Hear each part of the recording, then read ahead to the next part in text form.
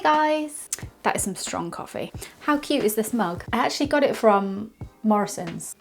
I'm kind of wishing I'd got more of them now. Anyway, that's not why you clicked the video. Today, I am going to be painting and glazing these animal keychains, which I made the other day out of air dry clay. So they are all dried out and primed. I used this white gesso primer on all of them because when you put the first coat of paint onto air dry clay, it's just like, so yeah, they're ready to go today. I will paint them and I shall also glaze them. And I've got a few different options for glazes. Oh look, as if by magic, they just appeared. I'm gonna try using matte Mod Podge on some of them. I've got this SCULPOT gloss varnish, clear nail varnish, and also this clear acrylic lacquer that my husband actually got me from, I think when he went to Halfords or something, he saw this. And I actually used that on these. But before all of that, I shall show you how I made these. Now, this was my first real attempt at a voiceover, guys.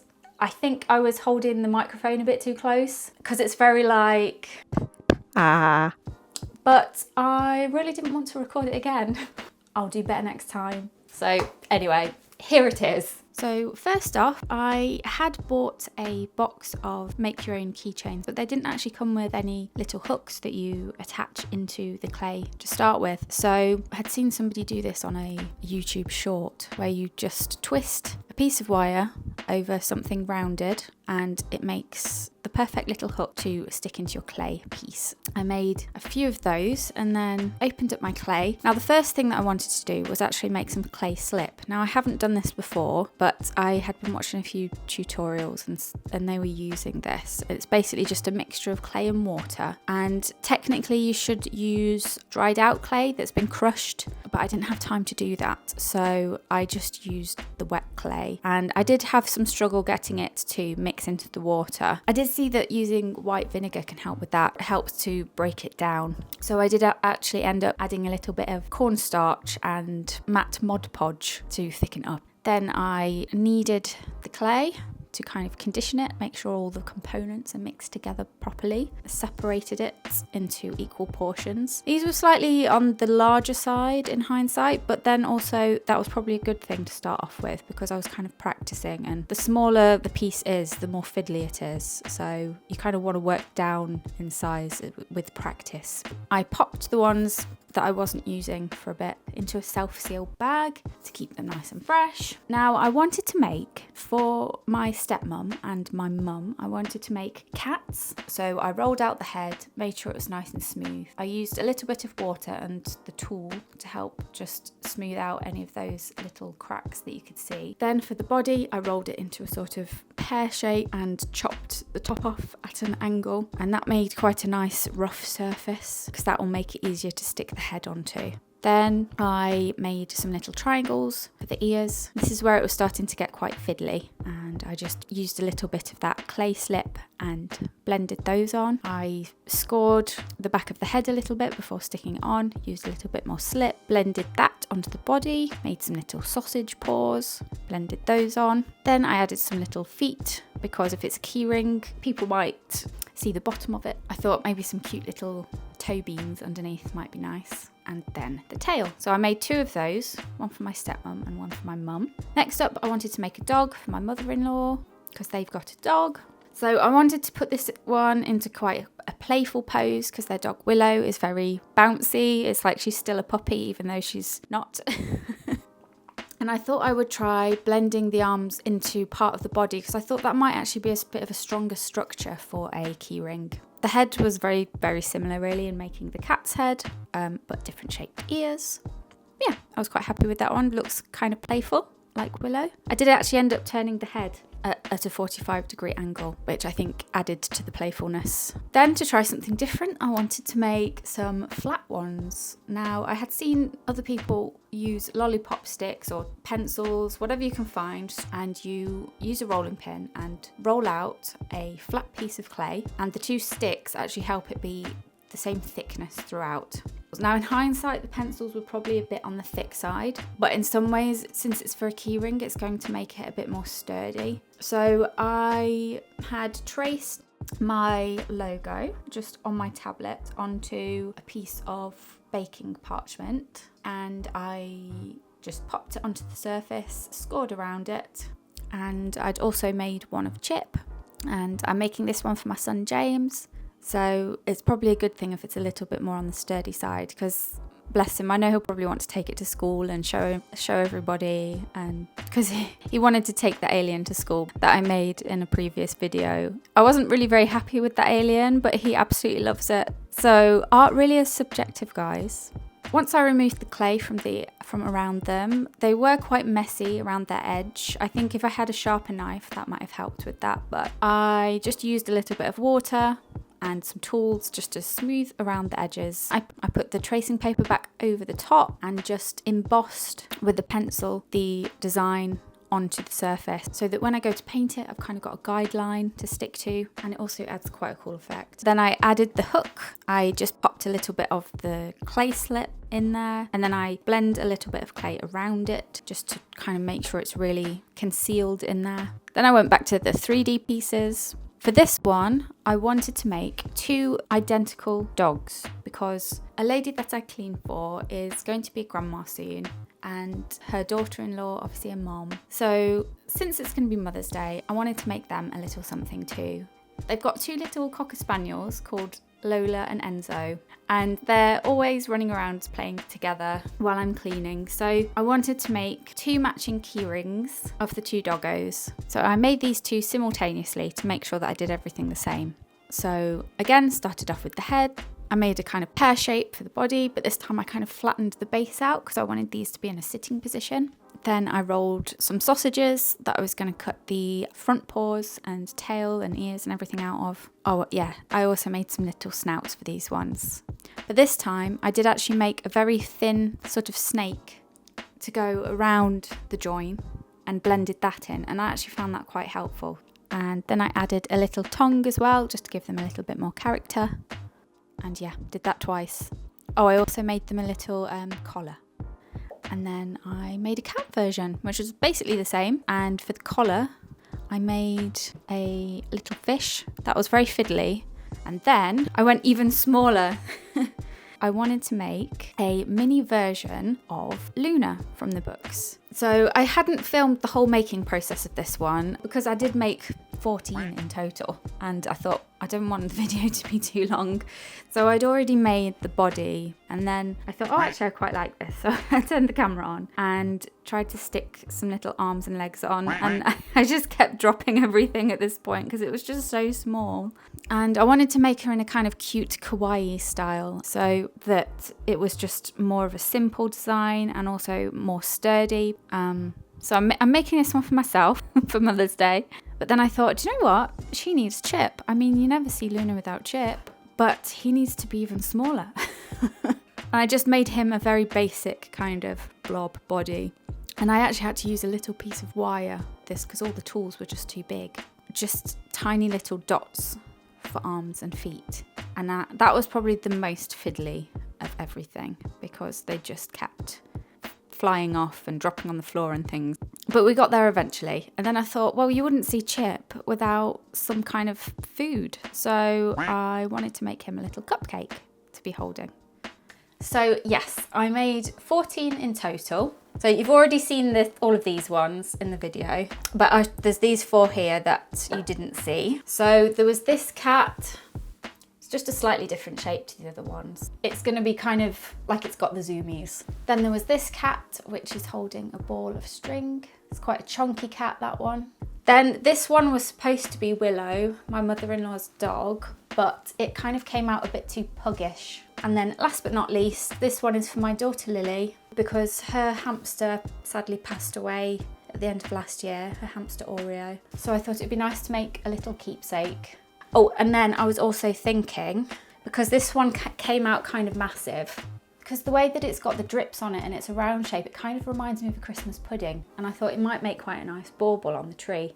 Oh, I also forgot to mention about air dry clay, because the last time I'd used it, it had cracked a little bit. You might have seen it in my last video as a little 101 Dalmatians figure. Because I did a bit more research this time. I saw someone say that you actually want to let them dry as slowly as possible. And I think I might have put that on the windowsill to dry, assuming that that was like a good thing to dry it out quickly. So you want to give it a good like 3 days, not put it in the sun or near radiators or anything to speed up the process. Let them dry slow and they'll be stronger. I'm going to try and finish as many of these as I can today. I've got about 5 hours before I need to do the school run, hence the strong coffee. Let's do this. Okay, so the acrylic paints that I'm going to be using today, I've got these ARTECHO ones, which came with quite a lot of different colours. And I've also got these MARTE, I don't know if I'm pronouncing these right, but PASTEL acrylic paints as well. Because I found that I was always having to add white to these ones. I forgot to mention about the glaze as well.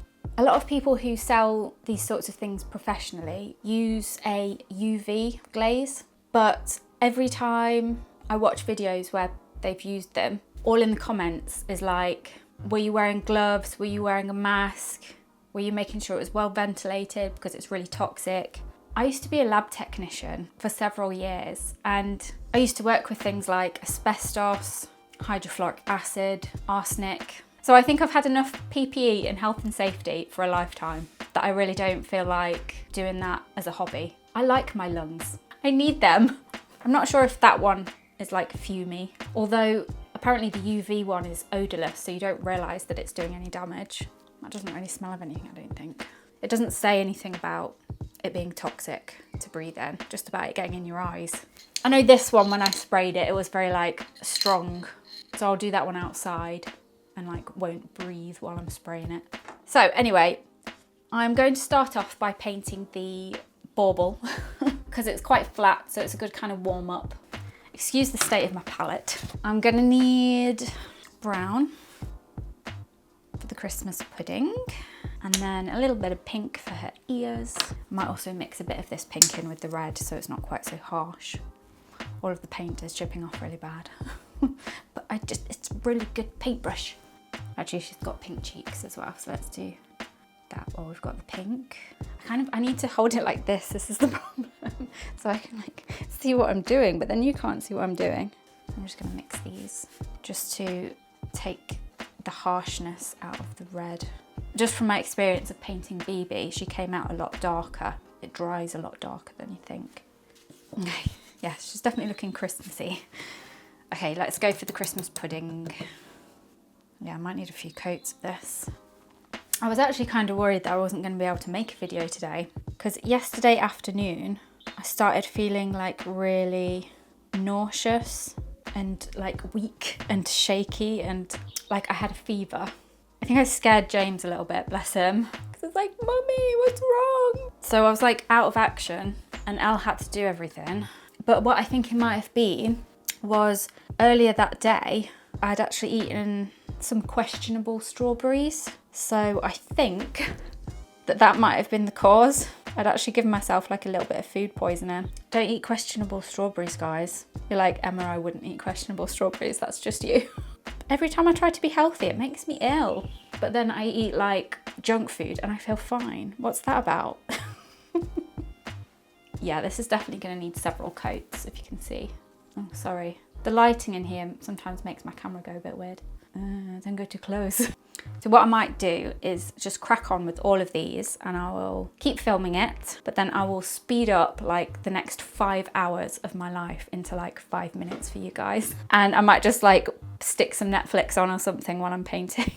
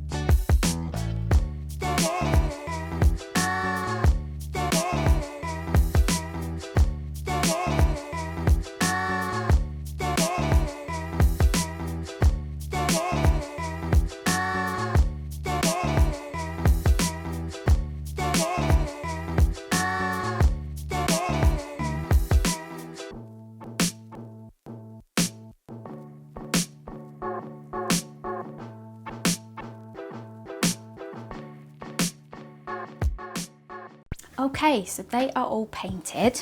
So first, for glazing, I'm going to test out the Mod Podge. And I don't know if I could just go for a dunk or if that's just a bad idea. Will Chip fit in there? Yes, he will. I'm gonna dunk Chip. Okay, let's go for it. Try not to drop him in there. That would not be good. Okay, he's dunked. Oh my goodness. This might have been a bad idea. That's a lot. I'm gonna hang them up to dry, to drip over there. Okay, so that's one Mod Podge dunked, and then I'm gonna try a painted Mod Podge to see if there's much difference with like streakiness, glossiness, although this is actually matte Mod Podge, so it's not gonna be glossy at all, it's gonna be matte. It might just literally look exactly the same as before it was put on, but it will just strengthen it. Okay, so the next varnish that I want to try is the SCULPOT. Oh, actually it's got like a little droppy thing. So I'm gonna have to pour some out. Or could I put some in the lid? Okay, so it's quite a sort of, looks quite similar to the Mod Podge actually. So I'm gonna do the two cats in this one. I think it's basically a bit like the Mod Podge really. It was quite expensive though. I think it was like £10 or something for this little bottle, but I guess it goes quite a long way. Okay, so that's Ollie cat done. At least the glossing's much quicker than the painting. I don't know if there's a bit of colour coming off this brush. Probably should have cleaned the brush a bit better first. Okay, the tabby cat's got a slightly greenish tinge now. I make the mistakes so you don't have to. So Luna and Chip next in nail varnish test. So this is gonna get a bit fumey. I'm just gonna open that door. So I'm testing nail varnish because it's something that most people have got in their home. Okay, that's Luna done. Tiny little Chip. And now the rest, I'm gonna clear acrylic lacquer outside.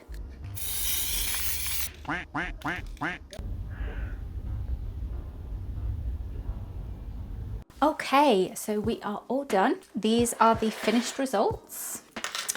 So what did I think of the different glazes? So this one was the nail varnish. So pretty good, nice shine to it. It was pretty fumey. I think if you were making them all like that, you'd be not too happy about the fumes. Then we had the Mod Podge, and it's matte Mod Podge. So that one's on Oreo. To be honest, it looks very much the same as it did before I put it on, but I guess it's gonna be a bit more protected from the elements. So hopefully my daughter will like that. Then we had the clear acrylic lacquer. So it's got quite a nice shine to it, but the problem is that you have to spray it and then leave it to dry and then turn it over, spray it again. It did kind of stick to the paper that it was sat on, and I've got a few damaged areas on some of them. And the fumes, again, there's a lot of fumes. Even though it's dry, it's still pretty strong. It does go eventually. I think my favourite glaze has to go to the SCULPOT. I didn't notice that it was particularly fumey. It's got a really high gloss to it, and that's only one coat. It wasn't like dripping or difficult to paint brush on. There's not really brush strokes other than I mean, there was brush strokes in the paint anyway. So yeah, I think first place goes to the SCULPOT.